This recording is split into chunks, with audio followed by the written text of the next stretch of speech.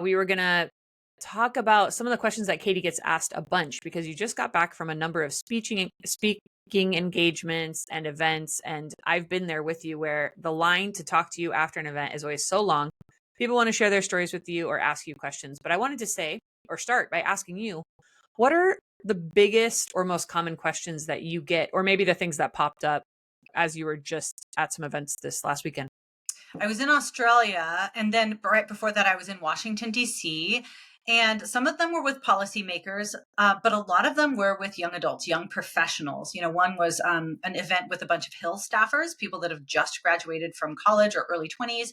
And then the Blackstone Fellowship, these are young lawyers that are kind of aiming for legal careers.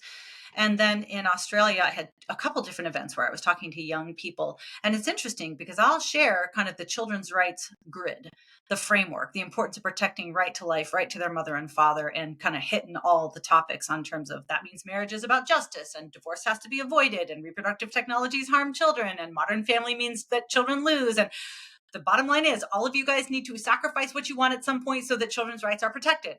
And they actually all get it. There's actually not a lot of questions or pushback against that. When the people who are in their 20s or late teens want to talk, it's, but what do I do about my life? Like a lot of it is hunger for, and I'm not going to at all pretend like I've got a perfect marriage or perfect children or a perfect walk with Christ. I totally, totally don't. But it's healthy and it's joyous and it's intact. Um, and I do think that we're flourishing as a family. And I do think my kids are flourishing, not perfect again, like each of them kind of has their own areas where they still need to grow.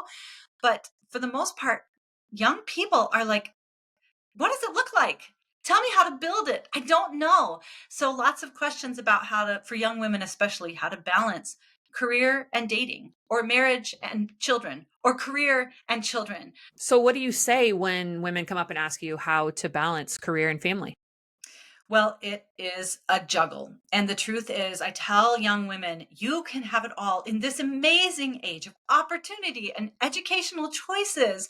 You can have it all. You can have an incredible career. You can have a wonderful marriage. You can be a mother with lots and lots of children, but you can't have it all at once. And whenever possible, you must prioritize marriage and motherhood. The truth is that your window to become a mother is very short. A man's window to become a father, it pretty much goes from puberty until death. Men can have children into their 80s. Women have a very fragile, about 20 years from late teens to late 30s. And then on the other side of that, it can be very, very challenging. And so if you want to do motherhood, you need to do marriage. And that means that you have to prioritize that, sometimes above education, sometimes above traveling or finding yourself or buying a house or paying off your debt. Like sometimes you have got to move something over and let marriage move in so that you can have children within that reproductive window.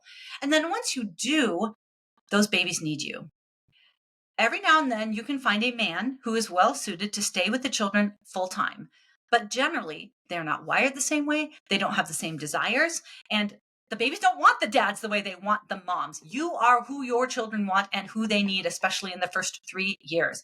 And so I tell young women, when you have children, it's okay to let your world get smaller. You don't necessarily need to have the same level of engagement in the workforce. In fact, it's okay to completely pull back. Then you can creatively allow your career to reemerge or keep a foot in the door slowly as your kids grow. As they develop more independence, you can reemerge into the workforce.